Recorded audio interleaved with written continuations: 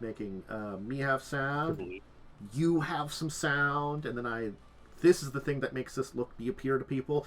Hello, everybody, and welcome to Discussing Tabletop. It's the first week of April. April 6th. It is April. It's April. Look, I'm just honestly surprised there was less April Fool's shenanigans, or at least I noticed less of it within my sphere, this year. I saw some pretty good ones. I saw mostly gaming related. I saw the PAL World one where they're like, we're gonna make a dance. That was pretty funny. And with them, you can't tell because PAL World was announced on April Fool's Day. Mm-hmm. I just remember doing the little like duels I do, and apparently I'm a little bit quiet. Let me turn you up a little bit here. There you go.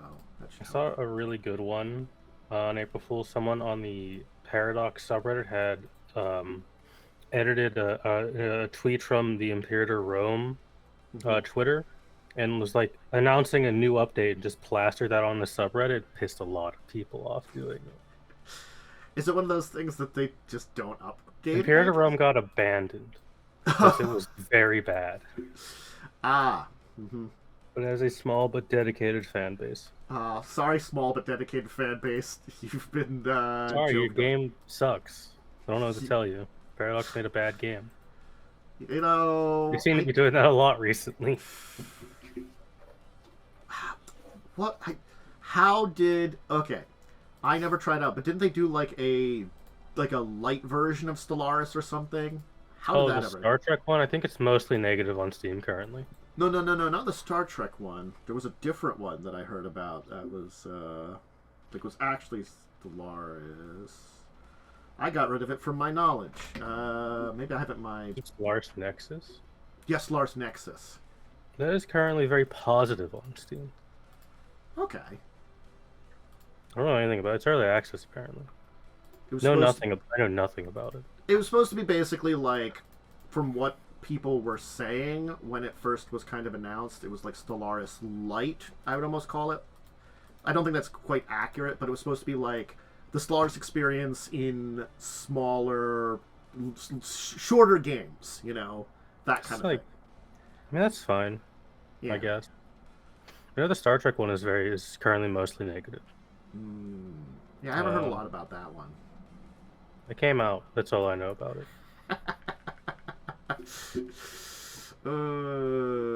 It came out. It came out. That's not a description you necessarily... It's technically a video game, I guess. Technically a video game.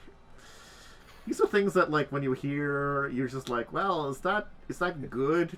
Like how I describe every Bethesda game, it's the most 7 out of 10 game you'll ever play. God. So, yeah, that's kind of where we're at in life and existence. But we do have a bunch of things to actually talk about in the tabletop world. So, we should probably get to those? I don't know. Probably, but, like, who's here for that nonsense? I mean... Who's here to hear about surprisingly very little bad news this last week? Honestly speaking, when it's a week that we just have, like... Decent. It wasn't bad. There wasn't anything, like, outstanding, I think. Yeah. So we talked about it, like a week or two ago, how with the Lego sets, they're going to have adventures. Hey, now they have a link to the adventures that are coming with the D&D Lego sets here. So it's free, I love free things. I'm going to click this claim button because I have a D&D Beyond account.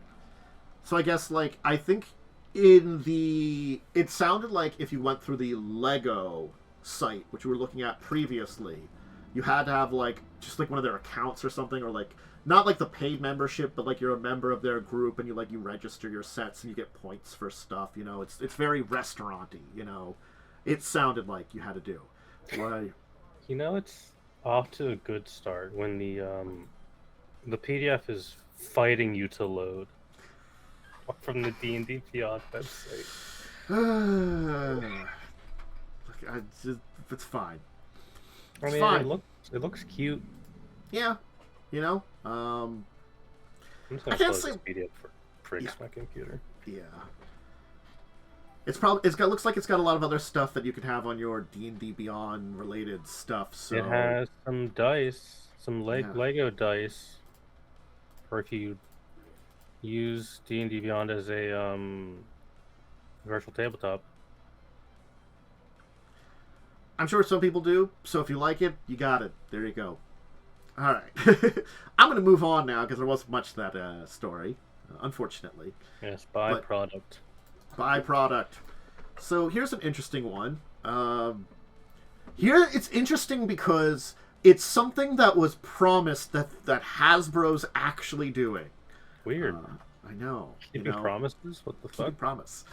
So there's apparently for women's innovators of play.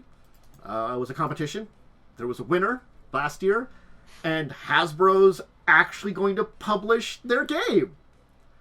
It Right? turns out, you know. Kind of fucked up if they were just like, nah, actually, we're not gonna do that. I mean, the thing is, the people did win stuff. Last year's winners all took home $10,000 each and a mentorship by women business leaders within Hasbro and other toy design companies. It looks as though Ellie Dix got a full partnership that is getting her game out Right. under Hasbro's tutelage.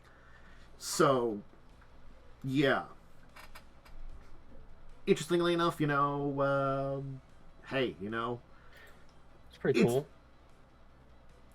putting more people into the industry of different walks of life so it Yeah. isn't, your white male dominated industry like most things are, unfortunately. When It's good. when Hasbro gives you money, and they haven't changed your dream, that's a win. Yeah. And when you design something and actually gets published into the real world, it's like, I don't know, a goal in life kind of thing. Hey. There's a it- goal a lot of people have that are unfortunately never able to do it, either Yeah. because of financial constraint or just not having time. Yeah. It's unfortunate. But so, the Women's Innovator of Play will return in 2024, and they've got information up on Hasbro's site. I will link that too. So, it sounds good that there will be more support here than just the winning gets some money. Ooh. There might be actually more publishing of what you work on. So Good. keep an eye out if you're interested in it. If you qualify. So we can talk about April Fools just a little bit more because We can. Paizo did some really neat stuff. Should we start with the published materials that are like no?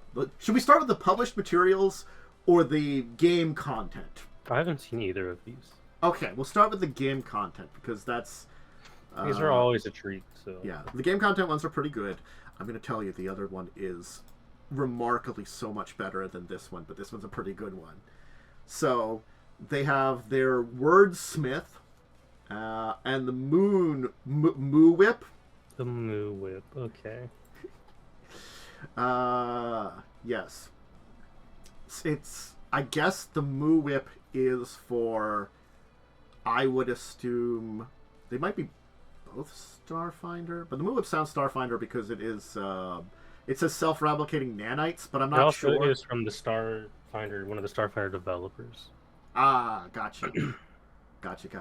So there's probably Starfinder more related stuff that they don't say. Professional Cook, Reach Tech, yeah, Starfinder. 10 credits, yeah. Oh, the chain letters of Galarian. Did I miss that one for a link? Let me see if I got that one from the first. I'll open up their blog. If it would open.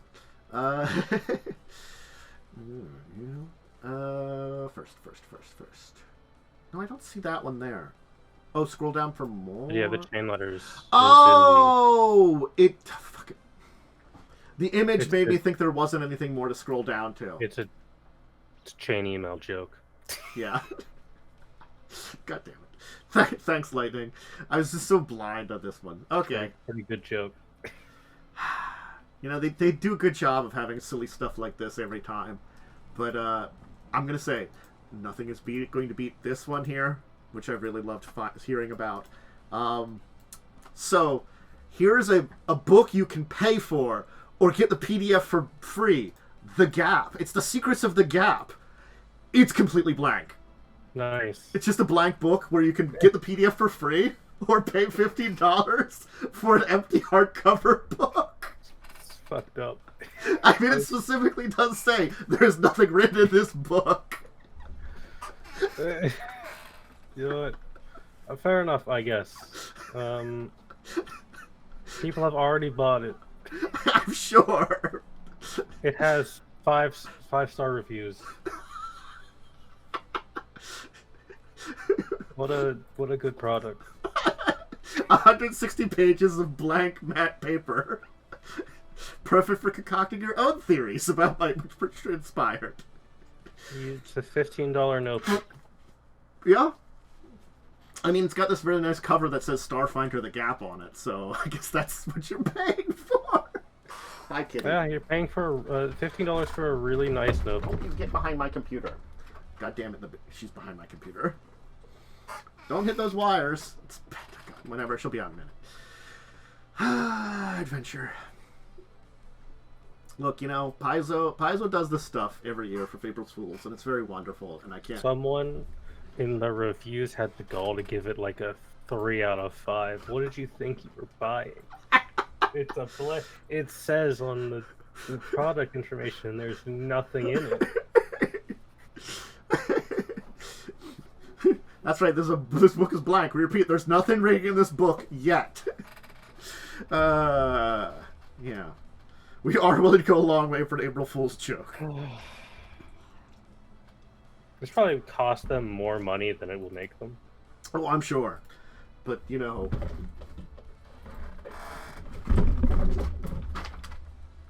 Adventure. You just try to like get caught on a bunch of wires and pull things out from behind my computer. I'm looking at you. You little shit. Yeah, once computer. Cat wants to unplug things. You cut it out. Anyway. She's a distraction. So the other thing related to Paizo, of course, is Beginner's Box Day 2024.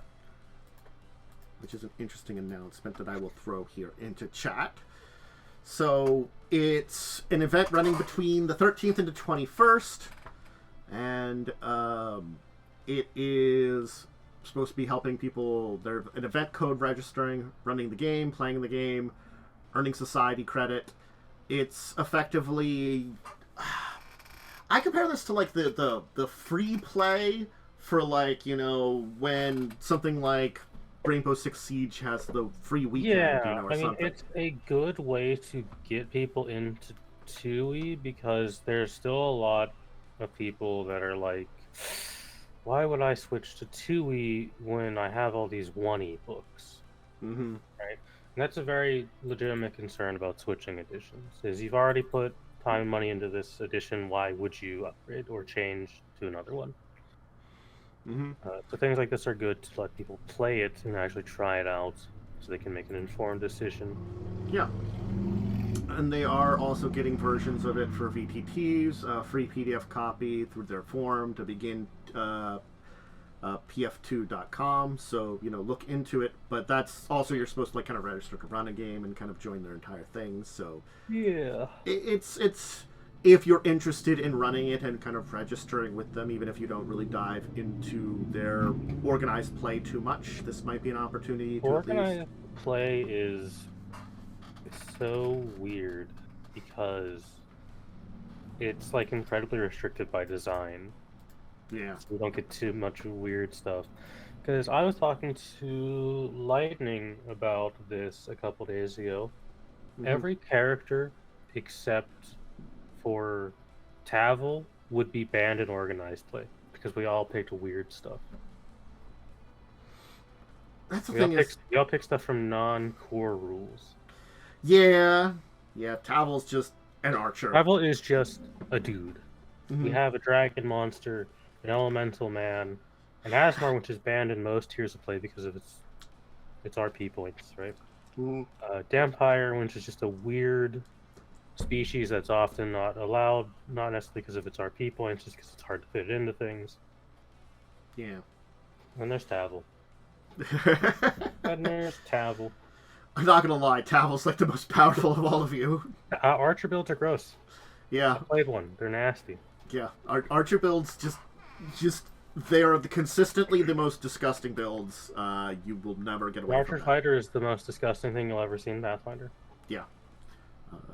Fortune Tavel's an Archer Ranger, which means slightly less disgusting, but still not disgusting much in other ways. Yeah. And again, it's the thing that, like, it's consistently strong at all levels of play, you know, and that's an important aspect of it. For the only thing stronger is a gun fighter. Because guns do touch it. I like the concept of a lot of gunslinging stuff, but it just doesn't work as well as gunslinging works in like 2 regions of the world. Yeah. So, but it's your opportunity if you want to try out some 2E, especially with the core stuff being out now. Pretty much a lot of it. I think with this, there's only one book that hasn't been out. The Player's Core 2, which should be coming out later this year. But other than that, all of them are out. So. It's a good time. Guns haven't been invented in that world yet. In the time period we're playing, you can't just give guns out. You'd be breaking time. Well, I guess you could, because we did befriend Cyberpunk angels. So, Cyberpunk mixing with Valhalla. Indeed. But here's the thing: is I always intended to get back to, or like play Valhalla on stream, because I played it a little bit before I started streaming, but I never really got very far into it. It's a great game. And there was the sequel that I've been actually following on, or I put it on my wish list years ago, and they haven't put it out yet. But the company was focusing, I think, on what is it, the roguelike that's the like Japanese Cthulhuian horror one mix of it. Yeah. I can't remember its name off the top of my head because I'm so bad with names sometimes. Don't remember. But yes, they were also putting that one out, so I feel like they were maybe focusing on support for that guy or something. But anyway, it's a very interesting thing of like a kind of cyberpunk bar. Yep. In its own interesting dystopian world where you serve drinks to you play a bartender, you serve drinks, you talk to people. That's the game. It's very good. Yeah. It's a little bit... It's a hard to describe thing because it kind of mixes a little bit of a bunch of different genres to kind of together. Yeah. Because it definitely has that, like, you have to understand how to make drinks. That's kind of your mini game. But it's also the interactions with characters that's a little bit visual. One of the characters is called Rad Shiva. Yeah. You know, so it's... Yep, it's like a little adventure. Yeah. For Cyberpunk Red based around this game. It's great. Yep. So, yeah, it's very interesting that you're getting this... yeah, I see Rad Shiva. Is this a dog? Just a dog. Just a dog. Dog with sunglasses. Dog with sunglasses.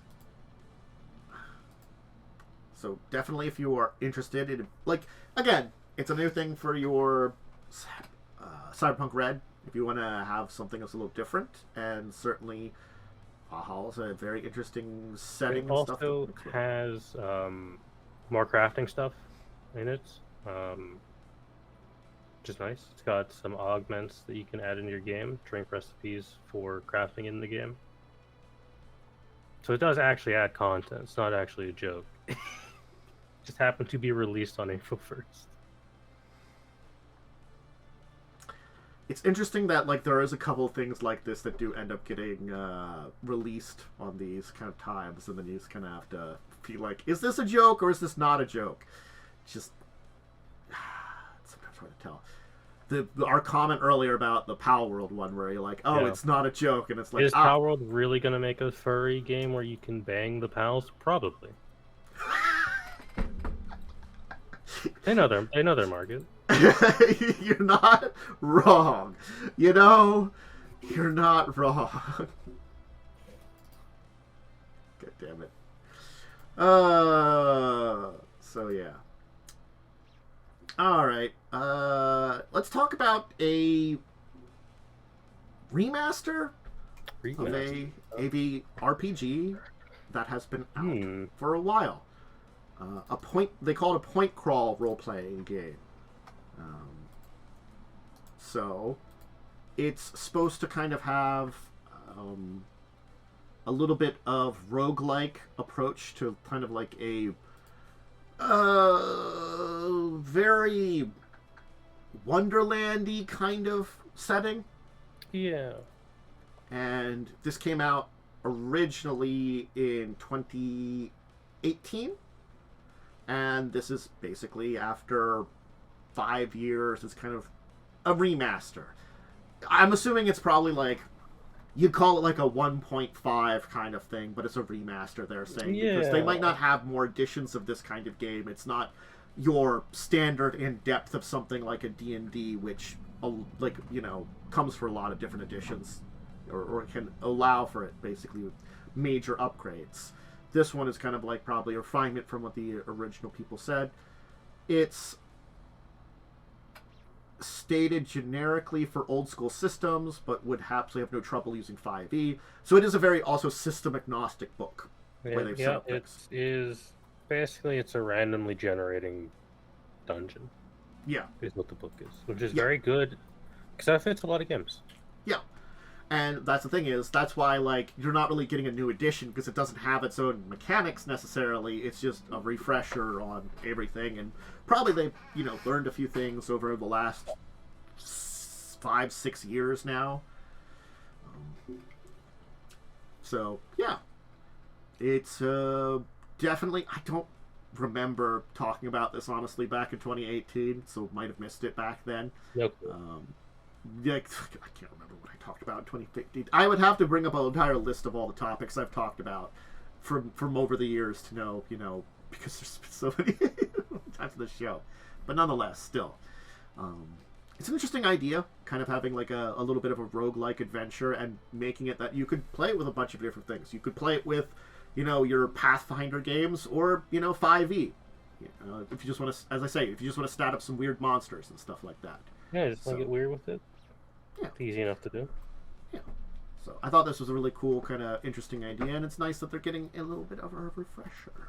So there's that shout out. Okay, let's talk about some other CCGs that aren't Magic the Gathering for just a minute. What? I know. So I got 2 bits of news. Both were on Dicebreaker, and both were interesting enough for me to talk about. So I've known that existence of plenty of other CCGs, but really I don't know like about most of them. I can talk a little bit about things like Yu-Gi-Oh! I think Worm knows a bit about Yu-Gi-Oh! I know a little bit about the Pokemon game. I've heard about a few other ones. But apparently we are seeing a big resurgence, or a big surge, I should say, in Disney's one now. Apparently... it's like... It's weird because I didn't expect this thing to get popular. Yeah, they apparently have doubled their player attendee for its competitive challenge events, which is an impressive number, actually. Mm-hmm. That they are being as successful as they are. Heard people say it's actually like a pretty good card game. It does make me interested in at least learning a little bit about it, but it's like one of those ones that I'm like, you know, it's kind of like I like learning about Warhammer lore, but playing the game is sort of like I don't ever want to actually play the game. I have not really seen this. I've not seen card packs or like the card box anywhere in any of the stores I go to, which is weird. Yeah, I don't go enough to comic / tabletop stores lately to actually see anything. People say it's apparently good. Yeah. Again, like, they got 3 expansions. The fuck? Yeah, they've been doing a bunch. I did see that they've got a number of expansions. They've been been busy building a thing, but it's the thing that I'm curious as to how they're going to expand into everything because they are based on a limited amount of it is IP. Well, technically, no, because Disney owns most intellectual properties now. But the thing is, they are sticking to their, like... Yeah, that's the thing, is, like, I could see them doing expansions into not Disney things eventually down the line. Yeah. But you can only print so many Disney characters because there is a finite amount of them. Or versions of them for a lot of stuff. Like, oh, it's this Disney character from this movie. That's that version of it.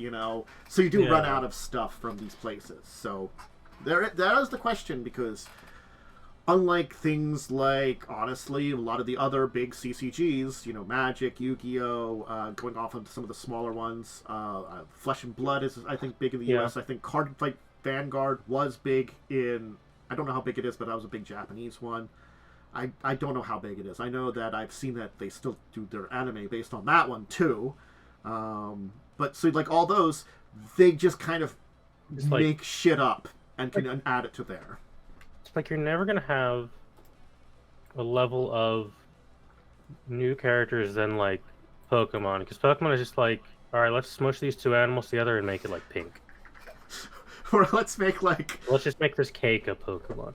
Yeah, that's like, it's just like, what if it was a cake? Well, if it's a cake, it implies it's a parasitic creature to humans, because why would it want to look like something that's eaten? I mean, it's fucking, it just, all that Pokemon lore is just so, like, horrible and dark, so much of it, it's just, if you read up on that, it's just like, wow. Nobody reads the Pokedex entries. No one reads the Pokedexes. No one knows that the cute little Pokemon with the sack costume of Pikachu will actually snap your neck if you see its true form. No one knows that. Oh yeah, the balloon monster that steals children away. The balloon monster, it steals children, and it specifically states dislikes heavy children. I mean, at very least, there's like the weird fluffy dragon that like protects children or something. So you got like a thing, but anyway, it's Japan, and Pokemon are basically yokai. Yeah, so they are weird creatures that have very weird abilities and weird lore if you actually read up on them. But no, it's it's this funny, silly creature. But again, like, I guess it's the stuff like that can open up a lot more, and yes. Disney with their kind of animated stuff, that takes a lot more time than rather like a couple of people, a couple years to make like 100 new creatures. That's a lot of creatures that you can kind of make varieties on and stuff like that. And then, hey, it's an excuse to go back and revisit old stuff, but it's that for like a trading card game, it's a new version of the same thing with like slightly different abilities, because we gave it a billion different abilities. Oh, can we do that with another version of Mickey?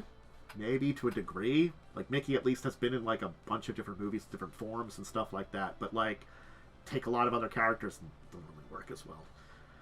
I don't know. I hope for the best for Lorcanna. It sounds neat. And, honestly, competition for fucking Magic might actually get them to, like, stop being assholes. But who knows? Yeah. Probably not. A little bit more actual competition, That's something that I don't think we really had in the sphere of CCGs, so, yeah. The other news is an interesting thing that is in the Yu-Gi-Oh! Sphere, and it's one that I'm like, wow, that kind of sounds like a jerk move a little bit, which is, apparently they've banned non-Japanese players from their Japanese tournaments, even if they officially live in Japan. This does not surprise me about Japan. Yeah. I agree. Doesn't surprise me. Unfortunately, in a lot of big companies and stuff, there's still a lot of old racism and xenophobia. Here's the thing. Japan in the West, a lot of times we look at it through the eyes of the media that they export to us, and it makes Japan look a lot better than it is. Here's the thing about Japan: if you're not a pale-skinned Japanese person, you're a second-class citizen. It's unfortunately like, yeah, it's just that it's a country that's very old. You have to remember too, because they've got an aging population. It's a country that has been closed. Unlike most of the world, Japan has been a closed society until the last 100 years. So yeah, like so many other countries at least have connections with a lot of the rest of the world where Japan was completely shut off from everybody, and even then, like as you said, like for the last 100 years when they're really opened up, but they were kind of even before then. The first time they were kind of open up was when we came in and forced them to be like trade with shit people, and even then they were like very hesitant and sort of open. It wasn't until post World War II that they really connected with the world, and that's not a long time for society to adapt Japan to is non-native such people. a closed xenophobic country that they have asked the UN to make them a proposal or plan on how to fix their birth rate crisis. And when that plan was allow easier immigration, Japan did literally anything else but allow easier immigration. And again, like I think the younger generations are getting better at that, but they aren't really as much of the younger generations. You feel like? I believe there are more old people in Japan than younger people. It's the aging population and low birth rates. So yes, probably younger people are going to be a little bit better. Not all of them. It depends on where their life situation certainly, but it's a better chance. It's sort of like the younger generations learn new stuff. And not to be like, well, with political, hey, it's a little too late now at this point to stop what's happening in Japan. They're going to face a horrific economic collapse. Yeah. And there is nothing that can stop it at this point because they needed to change in the 90s when they were told they needed to. Yep. So it's just unfortunate that, those people that are Yu-Gi-Oh! Players that are living in Japan, which I'm sure there's plenty of them, can't join. Sucks. Yeah. But it's not that uncommon for Japan. Yeah.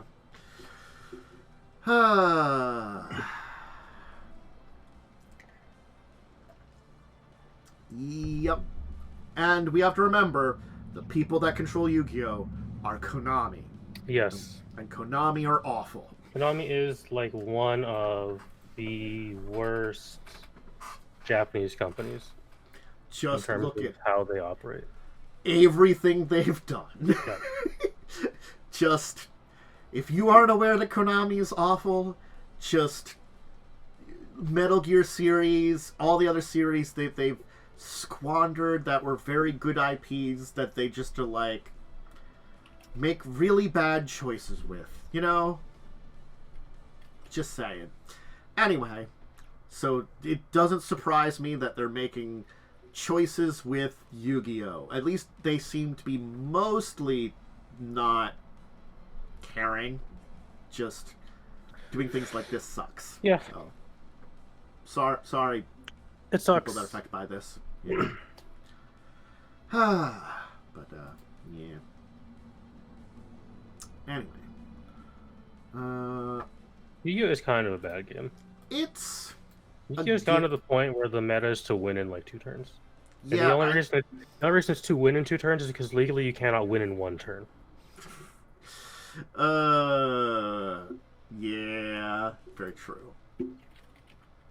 It's a silly kind of thing that definitely is unfortunately true. You can't win in 1 turn.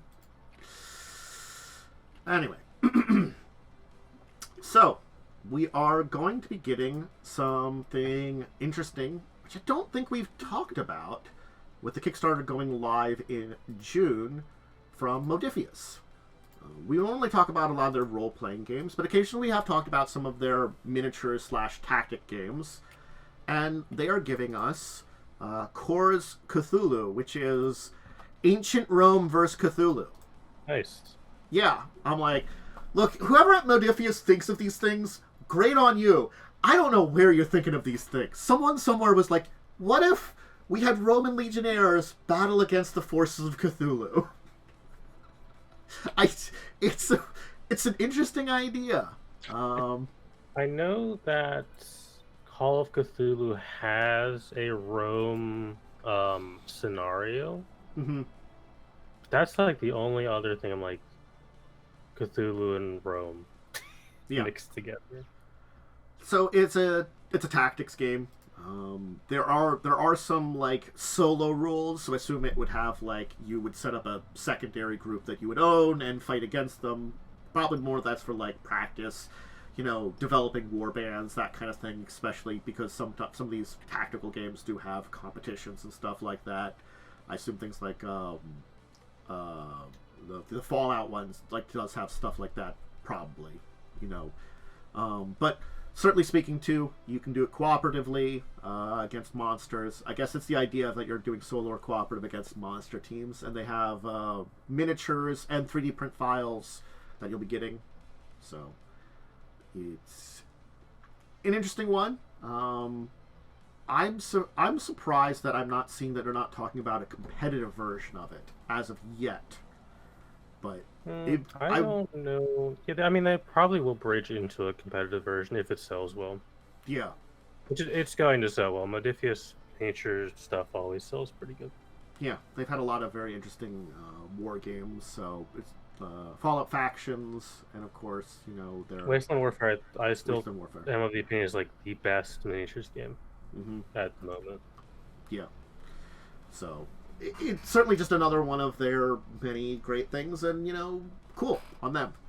It's an interesting idea, and I wanted to kind of shout out those that might be interested in it, because honestly speaking, it's a Kickstarter that might go under my radar if I don't remember to mention it now. So, all right.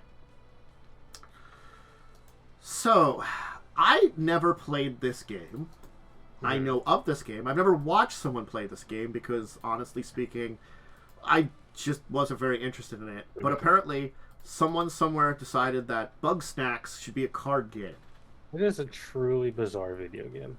It honestly didn't feel like a real video game when I played it. See, that's the thing. That's why it looks so weird and bizarre. And I'm like, what is this? And it just didn't look interesting enough for me. What do you know about Bugsnax? Not a lot. Okay. Was it like you collecting little weird creatures, collecting other weird creatures? Your weird little bear creatures, collecting animals that are shaped like normal foods or snack foods, and you feed them to other characters, and they gain parts of their bodies gain the appearance of the food that the Bugsnax is. So it's a weird game. Yes. I'm not gonna spoil the ending if people haven't played it and want to play it. Because if I've sold you on that, congratulations. Because it is truly, it's an experience. Yeah. Grumpest friends come to the island of the purpose of capturing and devouring these skittering snack food morsels. Yeah, they're kind of bug, they're kind of snack. And there's a card game based on it. It's a card game, which could be fun. I feel like I wouldn't play this. But if you really like Bugsnax, I know a bunch of people who did really like Bugsnax. I could see them liking this. Well, this also just looks and appearance more. Feels more family game. Okay, they did say ages 7+. Yeah, it is a more family game. Yeah, this definitely just feels and looks more family plus. They do have a how to play in here, so if you're really interested in looking into the exact rules, I'm not gonna dive too deep into the Kickstarter here about that, but yeah. And it looks trap card.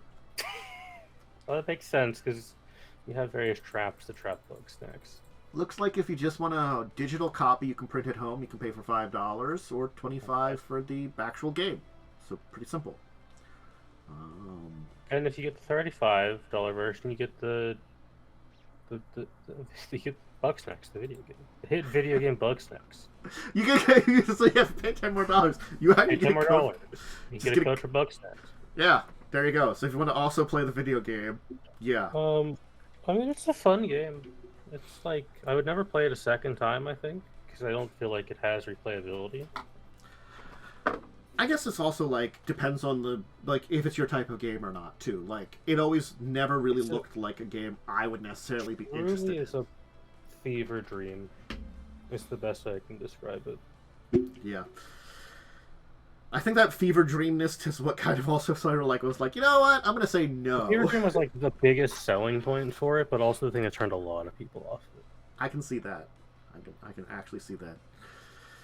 So, all right. If you're interested in Bugsnax, the card game, and maybe a copy of Bugsnax, the video game, yeah, there you go. $10 is probably good and is like probably worth the price for the video game. Yeah. It's reached its goal. Got 24 days to go. So yeah. Okay. So I wasn't going to talk about this one because of the thing for Transformers, but the G.I. Joe one, because it only it reminded me of two different things, because I know both of them. Apparently, Renegade Game Studios doing two crossovers. Okay. The first one is a Transformers and Robot Rally. I know of Robot Rally by name. I don't know much about the game itself, but like I remember hearing about that. I've heard of Robot Rally. And the other one is a G.I. Joe Axis and Allies. And like that one is kind of funny. Yeah, I'm pretty sure because it's around the Arctic. It's set around their like, was it like the movie where they broke apart the pieces of a Weather Dominator and had to grab it? And I was, because I remembered from the movie that kind of, but I also remembered many years ago on Adult Swim, Robot Chicken did a joke, like a thing about that, and that's why I thought of it also. And that's the only reason I remembered that actually being a thing. Was, you know, the line of people doing jokes and stuff on this thing, because it's kind of stupid. But G.I. Joe is kind of stupid. But I guess if you want to do like you're capturing pieces of a Weather Dominator or taking control of the Arctic because you're using a Weather Dominator, I don't know if there's a Weather Dominator involved. I just no, they mention it. They mentioned it in the one first of the core mechanics is using the Weather Dominator to freeze the sea. God damn it! Strategic land bridges. I didn't actually see the words until now, and I guessed it. Here's the thing for me. I like Axis and Allies. I've never finished a game with it because it takes too long. I like... Well, okay, I don't want to say I like G.I. Joe, because I actually don't like G.I. Joe that much. However, I appreciate the meme value of G.I. Joe. I don't know who this product is for. I don't... Like... I think I don't dislike G.I. Joe, but certainly it's not that like big thing of like I'm a huge fan. Like, I certainly enjoyed, even though I knew they were incredibly stupid, reruns in the early to mid '90s of the cartoon. Hold on a second. All right, I knew there were two G.I. Joe live action movies, which both were pretty bad. There was a third one that came out in 2021. There was, I remember, was it the weird prequel for Snake Eyes? It's a prequel. It apparently is a... Oh, let me look at the critical reception. It's bad. I mean, like, as soon as you mentioned it, it took me a minute to remember that, but I remember hearing about it existing, and I was like, you know, no. Like, I remember, I don't know if I went to the theater to see it, because, like, that might have been my era of just seeing a lot of bad movies in theaters to see the original. I don't think I saw the sequel in theaters. I think I might have seen the sequel on like TV, on like a movie channel or something at one point in time, and thought this wasn't great either. I know that there is a crossover movie, or was, between the Michael Bay Transformers universe and the G.I. Joe stuff. They tried to make them the same universe or something, but never really did. I think it like fell through. Yes, I think they like made hints in a couple of the movies, but again, like the Michael Bay Transformers were just they're bad. They're bad. Say it. I think there's a couple of them that are like entertaining bad, but there are some that are just really bad. You know, it's sort of like again. People can sit through sci-fi original movies and enjoy the crap out of them. We know they're bad movies. Yeah. It's the same thing for like I think movie, but it's an objectively bad movie. Yeah. I think that some of those Transformer movies are kind of like that, and then others are worse than that. And that's the problem. Never forget the time that our brave allies, the Autobots, attacked Iran to disrupt their missile program. Never forget that, like, you know... And then they were all hunted down by CIA Black Ops unit, because that's literally the plot of one of the movies. By the way, The plots of the movies make no sense. They also like start like with like hostility for no good reason constantly, and like it's just like they don't even look good. I'm just gonna say they look ugly. they do. They look kind of bad. They do so much like It's over so bad. CGI'd. And like, you know, they made the Decepticons look like all generic monstery bad guys and stuff like that. Die, you know. Well, yeah, because they have to kill them all. You know, they don't. Yeah, no one you know, is attached to your villains, and then also all the movies are like kind of weirdly set in or around an area that makes China look good, because that's just how movies were in the early 2010s. yes, there was that one that specifically, like, you know, really set in China. I remember that's just how movies were in that time period, where it's like, well, we need to get into the Chinese market, so we need to make the Chinese government look good. And, you know, it turns out that was a terrible idea. Yeah, because they all got banned from China anyways. Yeah. So, turns out, you know, we don't see that much anymore for reasons that, like, you know, Almost like it's almost like a country that likes to censor things. Weird. I know, it's a hostile nation. But yeah, back to G.I. Joe. You know, honestly, I can see this board game being fun. I just don't quite know if there's overlap between people who like G.I. Joe and people who like Axis and Allies. I mean, they had their G.I. Joe role-playing game, which was just, like, I feel like, because it's Renegade, and they have, like, a series of, like, really campy role-playing games. I could see that being fun, because G.I. Joe is kind of a, like, unironic riff on America. Yeah, but I think that's the thing is, that's why I think it works, because they're not doing any of the new stuff. They're doing the classic, this is campy, this is fun, you know... It's suddenly great? Disguised propaganda, but it was kind of funny. I mean, G.I. Joe had the entire episode where they spent millions of dollars to fight against some guy that was just the window wiper. Yeah. It's a very dumb cartoon. Millions of dollars to fight against a man who just turned out to be the guy with an accent doing their windows. Oh, it's very stupid. It's very stupid. Anyway, and the final topic today. Hey, I think I mentioned that this was coming out, and it is officially out now. The Blade Runner's case file 0.2 Fiery Angels. I've heard good things about the Blade Runner's RPG.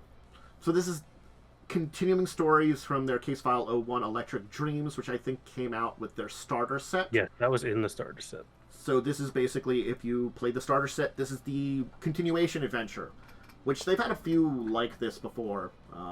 I mean, in general RPG space, people have had a few like this before, where, like, you know, if you... I'm assuming you can probably jump into this one on its own. They probably wait. It most likely has like a little recap. Yeah, but if you have the starter set and want to continue your adventures in something a little more published, there it is. You know, new scenarios, in-world handouts, photos, maps, and more. You know, so pretty cool. All right. Oh, I guess we can go on to like a deeper discussion topic. Talk about stuff like that, yeah. Yeah, I got one because you know, both of us are people that run games. We do run games. You know, we've had what I like to call a topic that I've had for a little while here: extra game mechanics. Because this would be defined as game mechanics that are usually something that is defined in one source for specific things, or like something that you have to invent, because that's something that I think both of us have worked on before too. Let's give a good example: naval combat in a fucking D&D game. You spent so much time on that document. We used it for 2 sessions. It made it actually work kind of okay, but it worked so much better than any system I could find. Yeah, like, you were forced to do it because mass combat... Someone I told you, mass combat in Pathfinder would be the most boring thing to watch on the stream. Yeah. Because it's boring to play.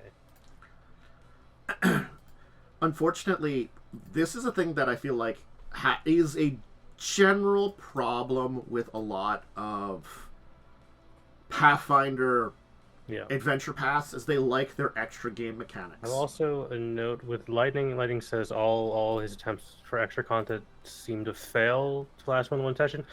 That happens a lot because sometimes players just don't want extra content. Yeah. It's the idea that you are coming up with some kind of thing beyond the normal game mechanics, whether or not it is something officially published or something you're doing, to come up with something different, a different take on it, a different... For one of the games I ran, I was going to... it was all going to be based around building up a town and using the town as your base of operation and doing dungeon crawls from the town. When I proposed this, everyone but Lightning was like, nah, and went in a different direction. Like, okay, I'll just throw this out then and feel bad. Was that...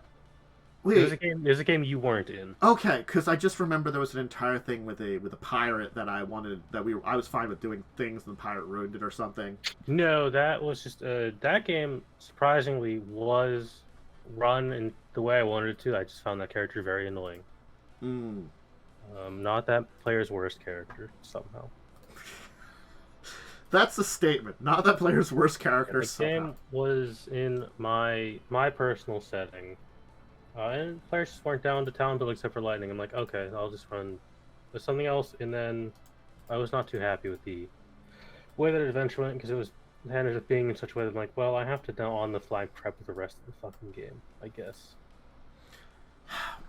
Here's the thing too: is I like extra game mechanics to a degree. I've tried to experiment with them in games before, but the problem is also extra game mechanics come in, I think, two forms. Ones that are probably related to players directly, and ones that are related to setting. Setting would be something like a mass battle, or building a kingdom, or, messing around with some kind of faction. Sometimes a game system has some rules built in for these, but sometimes you have to look to a specific book. Like, in original 3rd edition, there was the miniatures book. Now, you may say, well, why did the miniatures book come out? It came out with their miniatures game that D&D came out with, but it also included both warband and mass combat rules, not just for the miniatures game, but for the actual D&D. They were pretty okay, but the problem is they weren't fun. No, they weren't. So it's like, we came up with pretty good rules for it. They're just not the kind of thing players would use, The game on Thursdays, it's not going to be moved to Tuesdays because of time, has 2 non-D&D mechanics in it. One, the book, which isn't utilized very often because I think players are honestly a little bit scared to use it. Because it does drain your life force. And 2, every major fight I've had, I've rolled either I've rolled or I've had a player roll a d20. Depending on what it lands on, I either give you a buff or a debuff for the round. Those are very subtle. I think they're optional enough that players don't have to engage with them if they want. Like, you could engage with this book. It has consequences. You don't need to, but it's there as an option. I think that's the way to do extra game mechanics, is as an option rather than forcing them. Yeah. I think the thing is that certainly there are systems and places where extra mechanics can be included story-wise, but I think the problem is it's very hard to make them work mechanically too. Like, as I said, ones that are like mass battle, naval battles, that kind of stuff, yeah, the rules can suck. But at very least, I feel like mechanically and story-wise, it sometimes makes sense. If there is an organization your players are put in charge of, it can work. I do have a good example of extra rules that actually worked pretty well, and I thought were very fun. Our DM didn't want to engage with them as much as we did. A friend of mine was running a third-party adventure path for Pathfinder that was a lawful evil campaign. One of the books had your players set in charge of a dungeon. We loved this. We wanted to do all these kind of designs. We wanted to make plans and stuff, and he just kind of wanted to go through it, which was kind of... we kind of sucked about it. But we were like, we wanted to, like, you know, actually, like, think about it and be like, all of us were like talking and engaging with this, like, okay, what kind of monsters do we put here? What kind of traps do we? What kind of supplies would we need to keep this going? You know, we got to send some people like secretly into town and get some things, you know, from our allies in town as we're building this dungeon. We really loved the idea of being like evil villains in charge of a dungeon, because there was like these points where like people would invade the dungeon. You know, it's sort of like, this is an old dungeon that's active again. Oh, there's treasures here, and like, aha, we've set up monsters and stuff, you know, to kill people, and like, oh, we might have to get involved. Our traps aren't working, you know. So there was some very interesting story components for there. We engaged very heavily in it, you know, but I thought it was a very interesting thing. Mechanically, that is why I'm partially glad we decided against doing Hell's Rebels on stream, because you had Cell and I in that game. Cell and I would have engaged way too much with the Rebellion building system. Yeah. Or it would have slowed the stream down so much. Yeah, I think that's the thing is, it's the one thing I am enjoying about The Curse of the Crimson Throne. The book itself has one extra rule set in it that is technically optional, because it really doesn't add a lot. And which I keep forgetting to implement, but maybe next time I will actually finally implement it. There is an optional rule to Pathfinder as a whole that's in the original Player's Handbook. I was planning on implementing hero points, because you are heroic characters, technically. Just because that's also a good fail-safe for players. Yeah. And I feel like that's a good thing that's, you know, it's something that I reflected on.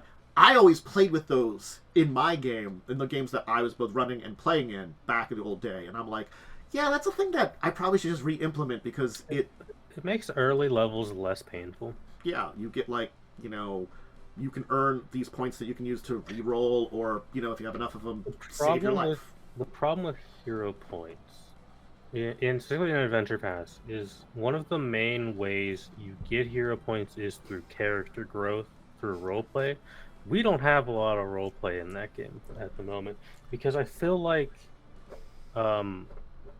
as a group, our characters don't interact enough in a way that we like each other. Because I feel like we're all very neutral towards each other at the moment in terms of our characters. It's also time crunch, because we have like 2.5 to 3 hours to do a session. Yeah. And we're being in the book demands speed, because that's all Adventure Pass demand a certain pace to go through, and you can't really get around that. Yeah, and unfortunately, Lynn is sometimes, we can't tell how Lynn is going to be there for a session, so a bit of a late session, so yeah, and so because it's just Lynn's schedule, sometimes it's the joke that I made that Tavel is not a narcoleptic, because Tavel just goes to sleep sometimes, which could be actually just Lynn falling asleep in the chair because tired from work and stuff. And then, like, yeah, I feel Ada's evolving as a character, but it's been like a kind of hard battle for Ada to evolve. And then Joe's character, I can't really read where he's at for Condis. I'm gonna say it. Joe is playing Joe to an extent. That's because Joe always plays Joe to an extent. Yeah, and Joe's not necessarily bad. There's nothing wrong with playing yourself a little bit in a character either. Yeah. But it makes Condis hard to read and interact with. Yeah, because I don't always know what direction Condis is going to go with some of these decisions, you know, and stuff like that. And then, you know, you are on a new character for a little while, at very least. It's only going to be like fucking 5 sessions. Yeah, and then, you know, even when we go back to Avona, you know, Avona, I feel like, unfortunately, has to be kind of like the core of the group to a degree. With Zardis next to there, because they're the two characters that actually are. We are the characters that have a moral compass, and Ivona, I feel like, is also maybe the only character that has grown significantly. Purely because I leave my character growth up to dice rolls. Every time we've killed or downed a human boy, I roll a will save to see if I attempt to consume them or not. Consume them. And as it's currently reading, I've never failed a will save, so it looks like Ivona is going to be resisting vampirism. It's just that like things like that. There's actually an entire like Harrow point system that they talk about in the back of the book, and I gotta admit, like unless I really dive deep into it, it's not an easy system to understand. No, And like Harrow stuff is kind of a pain. it's like I want to use the telling stuff with Harrow deck, but also like they actually have an entire system for like understanding how the Harrow decks work, and I'm like, Harrow deck. I just want to tell you something simple and be like, this is what it says to you. Unfortunately, Harrow decks only work if you have a physical Harrow deck. Yeah. Otherwise, it is a lot of dice rolling and then figuring out what those dice mean. Whereas a physical deck, you just shuffle, pull cards. And you have the cards and you look at the reference sheet to what the cards mean. Again, that's another reason that I'm just like, I just tell you what the deck says. It's just like if I want to use it. Theoretically, I believe there is a module you can get for Roll20 that has a Harrow deck. I think it costs money though. Yeah, just it's an interesting system, but again, like that, you're right. Without the physical Harrow deck, I feel like that's a system that really has to be kind of optional. Because I do at some point want to play a Harrower. I would just buy a physical deck and then show my cards on camera instead of rolling the dice. Yeah, again, it just becomes that like this entire system has some difficulties in the way that they put together and design things. Unfortunately, I feel like it's interesting, but you know, I just it would be nice if they you know, wasn't as difficult as it was. It's a little bit difficult and hard, yeah. So Pathfinder, extra mechanics Pathfinder either tend to be inconsequential or way too complicated. There are other systems that were in place during Skulls and Shackles. I can name a bunch of them that are good examples of why, you know, you have to be careful of extra mechanic systems. The loot system. I really like... It didn't need to be its own separate points. It could have just been like, whenever you gain loot and like, trade in this money value, give 1,000 to your crew. So much of Skull and Shackle session was spent being like, here's all the rolls to sell our plunder. Here's how we divide the plunder. Because I wasn't involved, I was so fucking bored anytime plunder was involved because I did not care at all. I just it kept getting, like the thing is I started kind of ignoring it very much so, like, you know, there always comes a point in Pathfinder where you just don't need money anymore. Yeah, and like if I'm going to give you money, just give you actual money too. Yeah. The other thing is they had that infamy and disrepute system or something, which we never used any of our infamy points for anything. I just want to point that out. We never used any of the ship's abilities that cost infamy or disrepute. Because we didn't do ship combat. Ship combat sucks. Ship combat sucks in Pathfinder. It sucks in every system. No system has done it in a fun way yet. Yeah, it's worse than mass battle. The problem with infamy is the adventure path is like, all right, you better have been building up your infamy because, hey, you need high points to get people on your side. It didn't say that right, and also, the adventure didn't really give time after book 2 to gain infamy. I don't necessarily mind when it does things that are not necessarily a full extra mechanic, when they track numbers.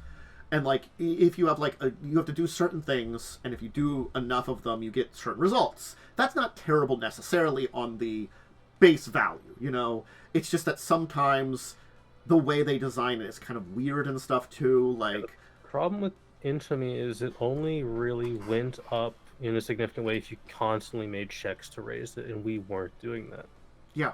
Another example of a number-based thing that actually had results was just in Carrion Crown Book 2, where you have your investigation into the goddamn trial, where it has a point system that if you get so much to determine if it's proven guilty or innocent, and I'm like, this could be simplified in so many ways.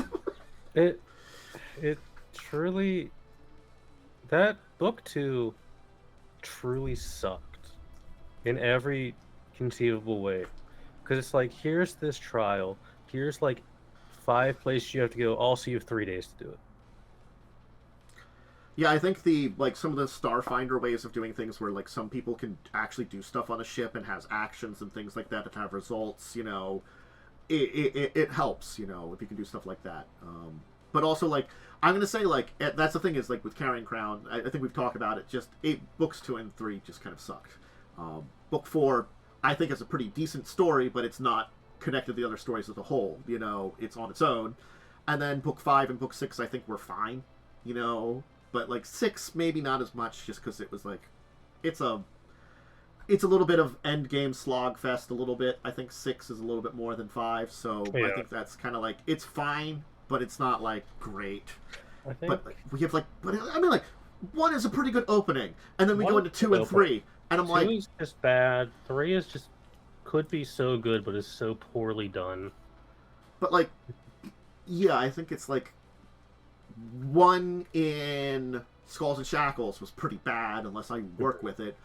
1 in Curse of the Crimson Throne, not terrible, but like they do have this weird stutter start. I'm getting distracted a little bit here from this. Yeah. But you can see that, like, yes, game world mechanically driven stuff is such a crapshoot. It oftentimes, unfortunately, drags things down rather than helps. So it's kind of like a hard thing to be like, where does it help? Where does it not? And again, like, I gave you an example, that dungeon that all the players loved working on together was a cool idea. The way they did it felt neat. It's just that, like, you don't always have that. No, you don't. And you don't always have a setting where it sets up and makes sense for this, Unfortunately.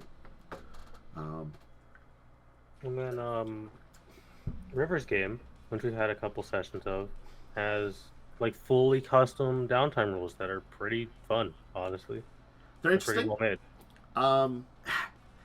The only thing about it is, like, I look at them and I'm like, I can't think of a lot for my character to do. Yeah, your character is a freak. Like, I can think of my character doing stuff related to, like, the school stuff. Yeah. But, like, the downtime, I'm like, most of this doesn't really fit what I would do, You are a small man from a different planet. Yeah. And, I'm trying to actually play that rather seriously with Perrin. I think he's been a very serious character so far. Yeah, that's the thing is, Perrin's a little bit of a kind of a silly guy just in general, than the way that he was a little bit more flavorful in the way that he was presented, but he plays himself pretty seriously, and that's the kind of interesting thing for a weird setting. Honestly speaking, he's a kind of little weird guy, with some unusualness, but much different than like Badger, because Badger was kind of silly. I still added a level of seriousness, but he did kind of play things a little Badger weird. Was a silly boy. Yeah. But yeah. I think then we could, like, Lightning earlier mentioned something that was related to the other side of custom stuff, which is player-related custom stuff, and magic items are the easiest way to do that. Yeah. Make custom magic items, give them to people. It's really easy. You can give people unique abilities and stuff, but there are games where you have custom, like, species to play, custom class stuff, or even, like, custom abilities that characters can get, and could be related to story-related stuff, which are now custom mechanics that they can have, but then you come into balancing with the game and stuff, which I've experimented with that. I experimented with that a lot more back in 3.0, 3.5 to mixed bags. Like, sometimes it worked, sometimes it didn't necessarily. I've encountered it as a player before, but the player, we didn't really get very far in it. I think the most I experienced it, which we got very briefly, was I was playing a high-level campaign, and this is a magic item one. We all got basically Golem mech suits to fight like a super boss. Nice. We were already like 17th level, But we got like super like mech suits that were like, you know, colossal size to fight like some kind of super monster. We never actually got to the final battle though. You know, we just like found our mechs and we were like, we have to find a way to make them work. You know, it's like the kind of thing of like, you know, you have to quest to find them and then you have to empower them and then you can finally fight the giant monster which is threatening the world. You know, that kind of thing. We didn't get to that part. We didn't, but this is like way before Pacific Rim, so we didn't get to our Pacific Rim moment, you know, which I kind of was sad about. But it was an interesting campaign that had this concept of an extra kind of more magical item thing, you know. And I think our person that was in charge of it was going to let us help kind of like, in general, kind of design the mech things. I think he had a kind of general idea where it was going, but we didn't have like the full stats ever. I don't know if he ever did. Question. And I've experimented with like weird powers that you're trying to like give people for like story reasons sometimes. You know, from like, I made a deal with some kind of like elemental creature and I get elemental abilities, but like the entire team does that kind of thing, but with different elemental things, you know. Okay, what kind of powers do you get with that? You know, how does that work? It's interesting concepts, but like in actually doing it, yeah, it's like, is it balanced with everybody else? I fucking don't know. You know. Yeah, balance is weird. And I think that's where, when we get into personal stuff, even with the magic items, if you're giving someone a custom magic item, what is that value of magic item? Where does it fit in depending on your system? Like, is it, you know, if we're talking 5e, what classification of magic item is it? Yeah. That's kind of hard to tell sometimes when, like, a fucking, like, uncommon magic item is, like, the gloves that give you 19 strength, you know? I don't know how to balance the crap out of magic items in 5e. Is a game that is annoying to balance, because at a certain point it just stops being balanced. Yeah. This is also a problem with Pathfinders. Oh, I'm definitely.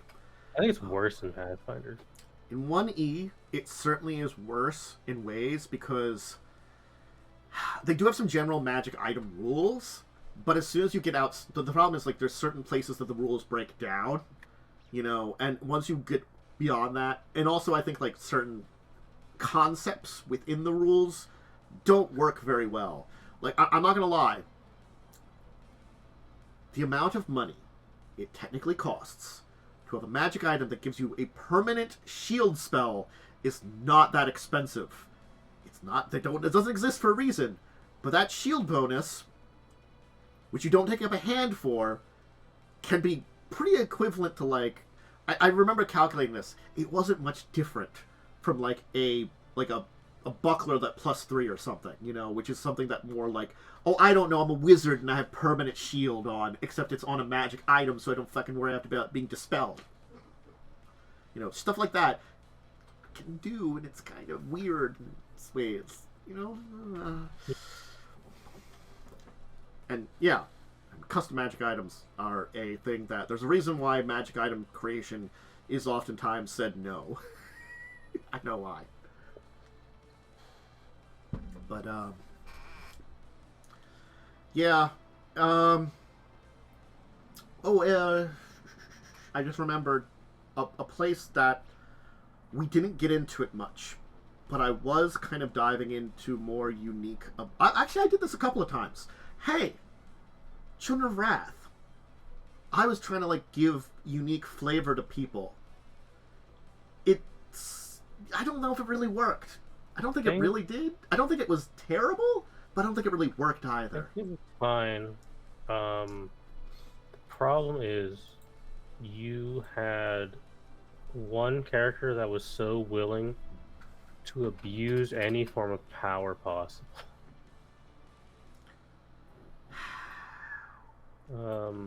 Yeah. I think made the game really hard to be a player dealing with that little goblin.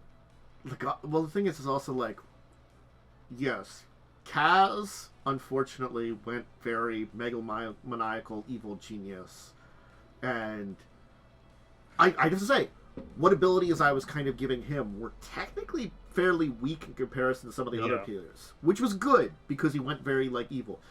Then there was Mads, whose carrion didn't really use anything. I think Joe used his abilities to the maximum because he gained shape-shifting abilities. But, like, it ended up being, like, a weird, honestly, free wild shape for, like, wild shape shenanigans rather than combat. Yeah. I feel like Children of Wrath is a game where basically nothing happened because of player action. I liked the idea of everybody having this kind of like customization to, your connection with ancient magical powers that gave you stuff. I thought that was a cool idea. Played a rich guy. You played a rich guy, yes. Played someone with a lot of money. I think I was gonna give you something and I just didn't because I was like tired by that point in time. You were like, I need to end this game before I kill myself. Yeah. So there was a lot of really cool ideas I had, which just went weird directions. I know I wasn't in that game for long, but I have so many distinct memories of me and you just sitting there wanting it to stop. Wanting Kaz and Carrion to just stop. It was, which I backed myself into the own corner of it. It was college that wrecked it for me. You should not have sent them to college. I should not have sent them to college. I sent them to college, and, I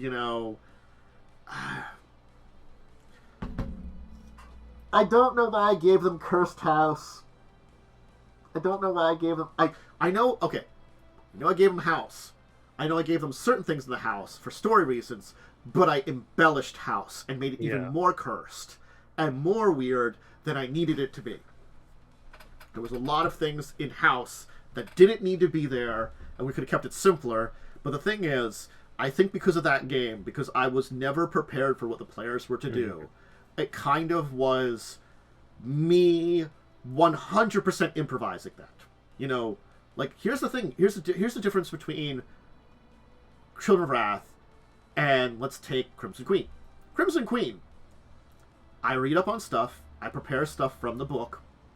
I make some decisions on how certain things will work. And then I present you things. And then I have stuff set up that I know whether or not you're going in it, that I know how things are working in the background. I think about that because I know I established these are all the little parts working. I know how things are working. I'll let you do your things. We'll see how it goes. My plan was to have the thing talk to you. The weird snake.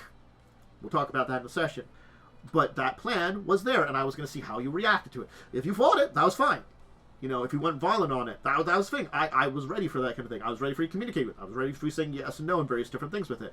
I kind of thought about that, and I had set up all the other stuff around it that I knew was going, with stuff, and, I was ready for a lot of different things, but it didn't take me a lot to do that. Because it just had me thinking about, how are these things going to work, how these interact. I also know kind of generally that your characters are going to stick to, there could be that outside chance of something. But there's 5 or 6 different things that I know you can go to. Evil Witch was terrible too. Yes, the evil swamp was a bad idea. I have a lot of bad ideas in that game. I feel like a lot of bad ideas. You could run a similar game better. If you had better characters. Again, when it came down to the session then, effectively it was a session with me opening up the Magic Wiki for, lore about where you're at, and then just trying to play off of you and make decisions on stuff and think about things, and, I improvised so much on the fly with my soul being kind of tired that I kept making really terrible decisions and kept backing myself more and more into a corner, and then players made terrible decisions, which made my decisions worse. I only made the best decisions. It compounded so badly. Constantly. Yep. Again.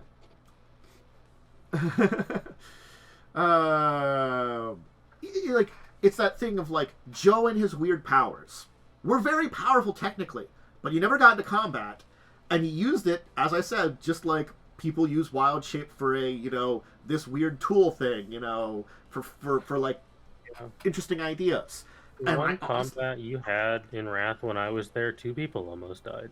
yeah, because it turns out their characters kind of sucked. Their characters just kind of, one was a wizard barbarian. And the other was just an alchemist, Just a fucking goblin. Just a goblin. And like I gave like so much stuff and so many things, and like think for whatever, like I just somehow their characters just sucked. You know, Their characters were ass.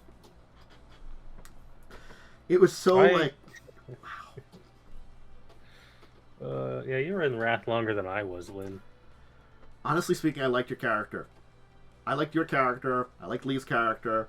Both of them had their issues too. But remember when I originally approached you being a D&D game, you're like, well, I'm doing a Magic the Gathering game. Would you be interested in that? And I was like, yeah, sure. I was gonna play a fucking lawful good Dazzler. That would have not worked. I would have had to make a new character or have killed at least one person at the party. I mean, I think the thing is, those characters digressed over time. You might have been able to keep them alive. I don't think I could have.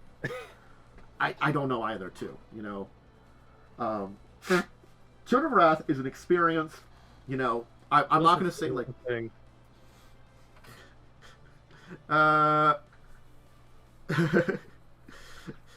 Somehow, yeah, Wintress basically, because Wintress kept Carrie sane, it kept the team sane. When Wintress left, Carrie turned to Kaz, and Kaz couldn't keep Carrie sane, and then Carrie was also keeping originally Kaz sane, so it ended up being they both went insane even more. It was so weird that Wintress was the glue that kept the team together. And then fucking, Maxwell and, I can't remember Joe's character's name, Claude, were just off in the corner doing some kind of shit, you know?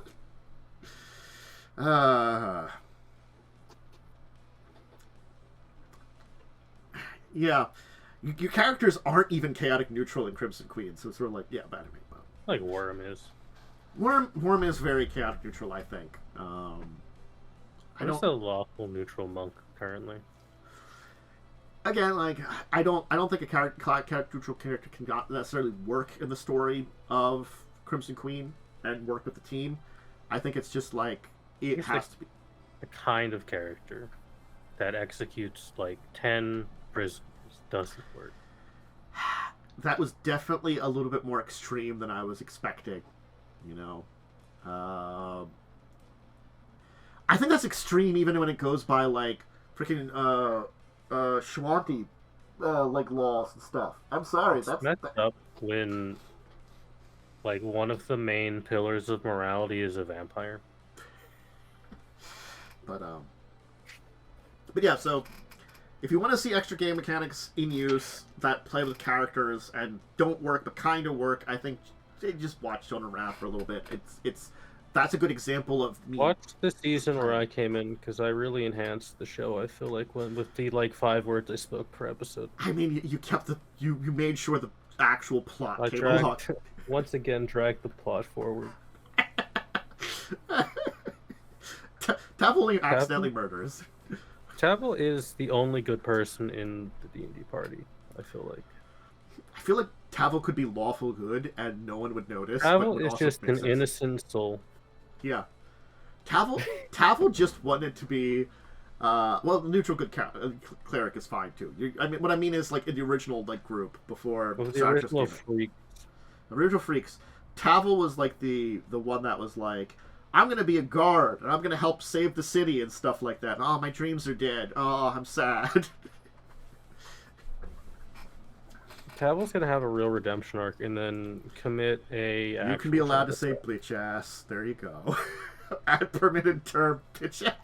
It's a new one, you know. It's been a while since I had to put one of those in there.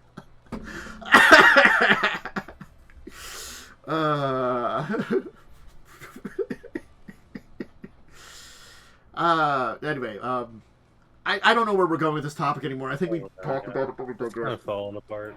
How about we talk about our week in gaming? Alright, I didn't have much of a week in gaming. We didn't have River's game. We didn't have River's game because River was out of the state, I think. Yeah, we didn't have your game. No, because I would have had to run a 1-hour session and then go to bed, and I'm like, I'm not running 1 hour of D&D. That's not worth it. I was fine. Like, the thing is, like, I actually would kind of, like, was out of it a little bit, and I had lost track of time, and I was like, oh, fuck, it's like 8:30. Like, I can't I'm here. do a boss fight in an hour, so I'm not running the game. Yeah, I would have showed up a little earlier, but, like, as I said, like, I kind of was feeling a little off, and, like, took some pills, and was just kind of vegging for a little while. I lost track of time completely. Yeah, I like that. Tavel on the throne. I mean, I don't think Tavel's great on the throne. Look, Avoda's gonna come back and like become Tavel's best friend. It's fine. Mm-hmm. I mean, Tavel's like, you know, could be like rebuild the God, whatever the Griffin Riders, you know, head of the Griffin Riders, rebuild that division of people. How old is Tavel in? What's Tavel's age? I imagine Tavel is like early 20s, but I'm not sure. 25. 25. Okay, sounds about right. So, yeah, we did have Crimson Queen. I think the session went pretty well. You met a weird snake. You fought some assassins who. They're assholes. What? They're assholes. You know, they're fucking asshole assassins. All right. Oh yeah, like, yeah. They got what they deserved. I mean, they were there and planning on murdering people, and they did try to like kill you as soon as you showed up. It did make that fight a lot easier. Oh my god. The thing is, like, if you had gone in the building, you didn't really know about them, you could have been surprised them. And this weird snake was not going to tell you directly what was going on. But yeah, you going invisible and then just opening the window and running into them was really good. As soon as I get that feat that lets me add my dex to my Hurricane Punch attempts, it's going to be a lot better. Because I was just going to shove that man out the window and let those 4 beat him to death while I just do attacks. Yeah, they had weird abilities too. Like, I was like, what is this weird, like, I can make you not move for a while and fascinate you, and it was like, wow, and then coup de grace you. It was really just to remove someone from combat ability, which is a lot of Pathfinder. It's a very good assassin ability, but it's like so like weird as a thing to have you fight against. And I'm like, what the hell is this? Sometimes there's just weird stats on things. So I mean, like, again, we'll see how the rest of this works out. Like, this entire section is very like weirdly dealing with internal politics, but also possibly murdering a bunch of people because. I think I was talking about it. I think I was mentioning this. Basically, the first part is getting you there and establish the story. Parts 2 and parts 3 are here's 2 major factions vying for power. You can either work with them, you can murder them, you can do something in between. Yeah, I'm probably gonna work with. I feel like we're gonna work with the not people who've been guillotining dudes. They're terrible, but they've been the people that have been in charge here for a while. Outright murdering people. That's what I mean. Like, there's the guillotine people that have taken over, and then there's like the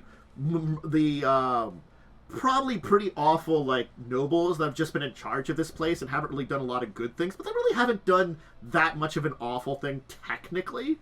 They're not murdering people, that's for sure. Yeah. So certainly, like, yeah, I do have like, because honestly, the game provides me with a lot of rules for, like, you know, dealing with both factions and stuff like that in different ways. So it'll be interesting to see how things end up with all of it, and I am, quite fascinated how things will kind of develop overall. It'll be fun. We'll also have to figure out when Avona shows back up. That will be kind of, I feel like, depending on how fast or slow this entire thing takes. Yeah, I like Lightning's idea. Install the children gang as leaders. I have actually not figured out the full thing of what the children gang is up to. Yeah, we'll put the orphans in charge. They're out there, and they made their own gang, but they may be currently under the Emperor's guise. They may not be. I hadn't decided that if they're off on their own or stuff like that. there's options there. I do like this part of the story, but again, it's one of those ones that I feel like this could go very fast, honestly. Depending on how your characters act and stuff like that. Like, we're not going to get involved in the deepest politics, and we're just going to, like, probably kill that guy, save our dude, and leave. Yeah, which would make that it would be, like, not that many sessions overall for this entire book. But it's fine, you know? You don't really need to get into every combat and do everything, but, yeah. It'll be interesting to see how it all plays out. I guess that's all the tabletop I did, if there's anything else. We had a game, Sunday Lightning's game, where we went to the Kitsune Plain to try and learn information, and then I found out really cool things that, like, most species have some kind of afterlife they go to if they were made by gods. I'm playing a Dragonborn. Those are made by dragons. My character now doesn't know what happens when they die. So that was a crisis they went through for a little bit. And then we're on a boat heading to Capital City to go defame an old man who's kind of an asshole. He keeps making flesh monsters. Good old flesh monsters. I did also talk to a ring of mind shielding that has a depressed dead man inside of it. This is in addition to the depressed dwarf in our party, and also the depressed robot man that Cell plays in our party. I'm surrounded by depressed people constantly in that game.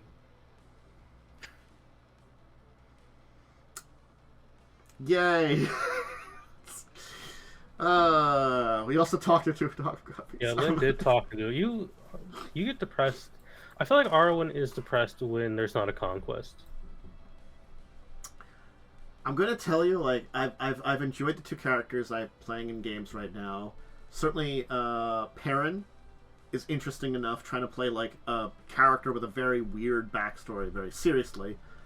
And then, like, my Autumn's hard to play because Autumn is very neutral. So figuring out where I would, like, lean slightly to a direction or not is so very difficult, you know? Like, oh, this is the... Like, I'll technically do the right thing, but I guess I can, you know? That kind of thing of, like... It's, like, being very, like, actually neutral is so difficult. You filthy neutral. I know. Look, I'm a nature creature that serves a god that I just, like, decided to serve for reasons? I can't... What makes a man turn neutral? Gosh darn bloody neutrals. Well, I feel like I'm gonna mildly break everyone in the party when I drop a big plot reveal, like, in 2 sessions. So, I do not know how Autumn will be affected by that. Probably not by very much. Maybe a little. It depends on if it pertains to the divine and stuff like that. So I'll say maybe, because we've been dealing with that anyway. Yeah, you're on some kind of divine plane currently. Yeah, which that's really the reason why I was like bleeding into your reality. Like, that's probably not a good thing, and also, the beings I serve asking to help out, I guess I should do that too. You know, probably a good idea. You keep trapping people in books. Man, books. I know nothing about these weird books. It's not my job. You can offer your blood to, and it gives you stuff. Not my job to touch it. I think you're the one who currently has it. You were the bard. I think the bard normally has it. I think the bard gives it to me to keep because I don't use it. Basically, it's sort of like, here, you hold on to this so I'm not tempted to. Remember the one time Lynn used it? Lynn used it to trip the bard. I will use this powerful artifact to trip someone. This powerful god artifact, and just use it for a little tomfoolery. Good times. Well, I guess that's a good place, tomfoolery, to end it for today. I hope everybody had a good time joining us, learning a few things and stuff, and enjoying some shenanigans. Thank you for joining me today, Momo. Yeah. If you wanna, is there anything you want to shout out then? I shout out the cat that was trying to eat your computer. She showed up, decided to go behind the computer where all the wires are, and then try to like, because it's not a lot of space back there. I'm like, just don't get back there. You can get caught on something and like unplug something. God damn it, you little. Anyway, I'm getting annoyed with the cat. My schedule. Hey, if you want to see more tabletop stuff, Wednesdays, 9 p.m. EST. That's Crimson Queen. Check that out. This show every weekend, 6 p.m. Tabletop stuff. Tuesdays, Thursdays, Fridays, Saturdays a backup. I talk about tabletop lore, mostly some mechanics and things like that. Check those out. And then I do some gaming streams, and I've got Discord, Twitter linked. I think the big schedule thing I will say is, for those of you watching, whether you're live or later on, not this upcoming week, but the week of the 14th or 15th to the 21st, I will be taking off except for Crimson Queen and discussing tabletop. So just as a time to catch up on some things I'm behind on and get some things done. So keep that in mind. If you're looking for other tabletop-related streams, they'll be off that week. Hey, I'm making sure to give proper announcements of things. True. Anyway, farewell for now, everybody. Have a good one. Later on. Goodbye.